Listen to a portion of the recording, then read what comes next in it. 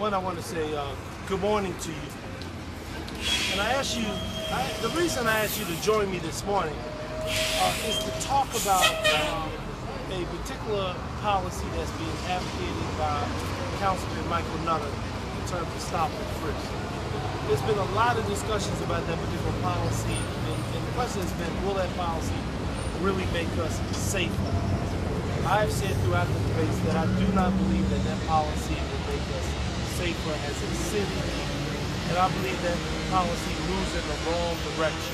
And I've said it for a couple of reasons. First, I've said that it puts a lot of pressure, obviously, first and foremost, on the police force. Secondly, I believe that the citizens are very much in jeopardy if you have that kind of policy in terms of violating their civil rights. And I believe strongly that you do not break the law to enforce the law. Yes, we must do something about violence. In addition, I'm going to talk about my plan because I think it's important I talk about my plan and people know where I'm coming from, so that it's not that what I'm against, but it's what I'm for. I have a gentleman here. His name is Jerry Johnson. He serves in the 17th Police District, the 35th Police District. He's the past president of the Guardian Civic League.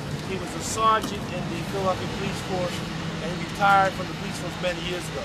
Mr. Johnson was a beat officer on Ogontz Avenue when I first started making the changes. He can talk about that, but I really wanted to talk from his perspective as somebody who's on the police force and the whole aspect of stop and frisk. I'd like to turn it over to Mr. Jerry Johnson. Dwight, thank you. I'd like to start off. There's two approaches I like to take on this. First is as a police officer and then as a police supervisor.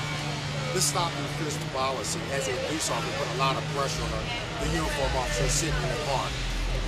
He has to know who's he going to stop and what is the reason for stopping. Just to stop someone because there's a policy is not good enough. That to me is more like profiling. In this area here, are you going to stop a gentleman who's running down the street who happens to be a different color or different ethnicity and stop him? Who may be trying to make that train to get to work on time that may cost him his job? No, that's not the right way to do it. As a supervisor, supervising police officers, you have to look at the consequences of a police officer stopping the wrong person, which may be a lawsuit. Many years ago when I first came on the job, a commissioner came out with a policy called scoop and swoop. Only thing that happened is that the city of Philadelphia ended up in a lot of legal lawsuits. Dwight, I'm gonna drive back over here. I wanted Mr. Johnson to really get, because you hear a lot in theory about these things, but here was a person who was a patrol officer, a supervisor who was on the front line, and I thought it was appropriate for him to speak to it more so than I've never been a police officer, I've never been on force, but I just believe strongly that it is important.